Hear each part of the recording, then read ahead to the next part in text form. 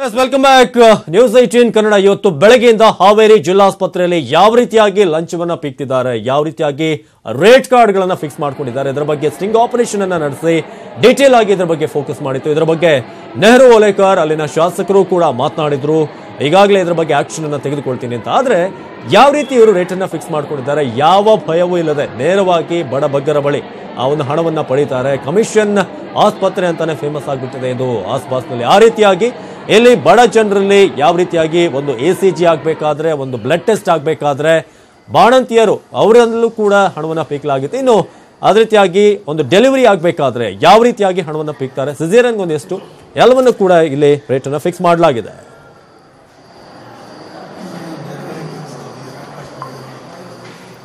ಇದೀಗ ಡಾಕ್ಟರ್ ರಾಘವೇಂದ್ರ ಅವರಿದ್ದಾರೆ, ಜಿಲ್ಲಾ ಆರೋಗ್ಯಾಧಿಕಾರಿ, ನಮ್ಮ ಜೊತೆ ದೂರವಾಣಿ ಸಂಪರ್ಕದಲ್ಲಿ. ನಮಸ್ತೆ ಡಾಕ್ಟರ್.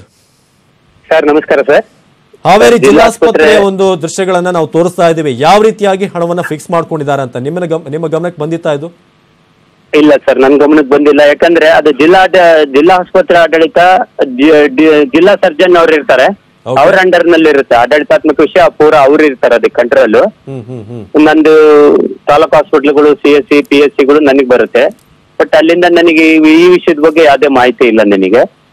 ನಿಮ್ಮ ಅಂಡರ್ ಬರೋದಿಲ್ಲ ಜಿಲ್ಲಾಸ್ಪತ್ರೆಗಳು, ನಿಮ್ಮ ಒಂದು ಇದ್ರಲ್ಲಿಲ್ಲ?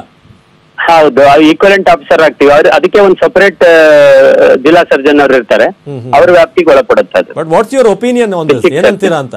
ಅಲ್ಲ, ಈ ತರ ಇದ್ರೆ ಡೆಫಿನೆಟ್ಲಿ ತಾವು ಹೇಳ್ತಾ ಇದ್ದೀರಿ. ನನ್ನ ಅದಕ್ಕೆ ಈಗ ಅವರಿಂದ ಮಾಹಿತಿ ಪಡೆದು ಮುಂದೆ ನಾವು ಆ ಮಾಹಿತಿನ ನಾನು ನಮ್ಮ ಆಯುಕ್ತರಿಗೆ ಕಳಿಸ್ಕೊಡ್ಲಿಕ್ಕೆ ನಾನು ಏರ್ಪಾಡು ಮಾಡ್ತೀನಿ. ಅಲ್ಲಿ ವಿಸಿಟ್ ಮಾಡಿ ಅವರಿಂದ ಮಾಹಿತಿ ಪಡೆದು DC ಅವ್ರಿಗೆ ಗಮನಕ್ಕೆ ತಂದು, ಅದಕ್ಕೆ DC ಅವ್ರ ಚೇರ್ಮನ್ ಇರ್ತಾರೆ, ಸರ್ಗೂ ನಾನು ಅವ್ರ ಗಮನಕ್ಕೆ ತಂದು ಅಲ್ಲಿ ವಿಸಿಟ್ ಮಾಡಿ ಜಿಲ್ಲಾ ಸರ್ಜನರಿಂದ ವರದಿ ಪಡ್ಕೊಂಡು ನಾನು ಅದನ್ನ ಕ್ರಮ ಕೈಗೊಳ್ತೀನಿ. Okay okay, thank you doctor Raghavendra ಅವರೇ. ಇನ್ನು ಕಸಾಯಿಖಾನೆಗೆ ದುಡ್ಡನ್ನ ಯಾವ ರೀತಿಯಾಗಿ ಕೊಡಲಾಗ್ತಿದೆ ಅನುಮಾನ ಮೂಡಿಸ್ತಾ ಇದೆ ಸಚಿವ UT ಖಾದರ್ ಅವರ ನಡೆ.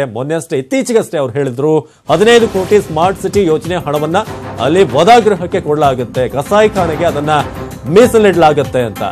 ಈಗ UT ಖಾದರ್ ಅವರ ನಿರ್ಧಾರ ಬಹಳಷ್ಟು ಅನುಮಾನಕ್ಕೆ ಕಾರಣವಾಗ್ತಿದೆ. ನಗರ ಅಭಿವೃದ್ಧಿಯ ಹಣ ವದಾಗೃಹಕ್ಕೆ ಯಾಕೆ ನೀಡಲಾಗ್ತಿದೆ? ಕೊಳಚೆ ನಿರ್ಮೂಲನಾ ಮಂಡಳಿಯೇ ವದಾಗೃಹವನ್ನ ಮುಚ್ಚೋದಕ್ಕೆ 2006ರಲ್ಲಿ ಹೇಳಿತ್ತು. ಸರಿಯಾದಂತಹ ವ್ಯವಸ್ಥೆ ಇಲ್ಲದಂತಹ ಕಸಾಯಿಖಾನೆ ಬಂದ್ಗೆ ಸೂಚನೆಯನ್ನ ಕೊಡಲಾಗಿತ್ತು. 12 ವರ್ಷಗಳ ಹಿಂದೆಯೇ ಇದನ್ನ ಬಂದ್ ಮಾಡಬೇಕು ಅಂತ ಹೇಳಿತ್ತು. ಆದರೂ ಕೂಡ ಈ ಒಂದು ವದಾಗೃಹದ ಒಂದು ಅಭಿವೃದ್ಧಿಗಾಗಿ ಈಗ ಹಣವನ್ನು ನೀಡಲಾಗ್ತಾ ಇದೆ ಅನ್ನೋದು ಎಲ್ಲವನ್ನ ಪಾಲಿಕೆ ನೋಡಿಕೊಳ್ಳುತ್ತೆ ಅಂತ UT ಖಾದರ್ ಅವರು ಈಗ ಹೇಳ್ತಾರೆ.